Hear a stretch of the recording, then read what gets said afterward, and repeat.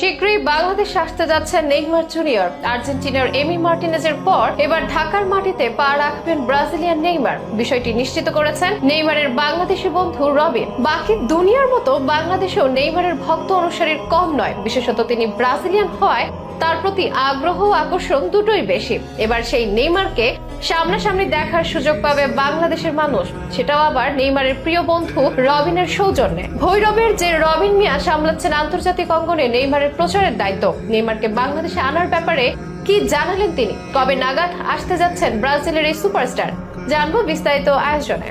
ব্রাজিলকে বলা হয় ফুটবলের আতুর ঘর। সেখানে ফুটবল খেলাটাকে ধর্মের মতো বিবেচনা করেন অনেক ভক্ত। দেশটির পাড়া মহল্লার অলিতে গলিতে চোখে পড়ে মানুষের ফুটবল উন্মাদনা। আর এই দেশ থেকে উঠে এসেছে ফুটবলের অনেক রথী মহারথী, যার একজন নেইমার জুনিয়র। গোটা বিশ্বের অন্যতম সেরা ফুটবলার তিনি। যদিও ইনজুরি আর নেইমার যেন একই সুতায় আবদ্ধ। নেইমার যদিও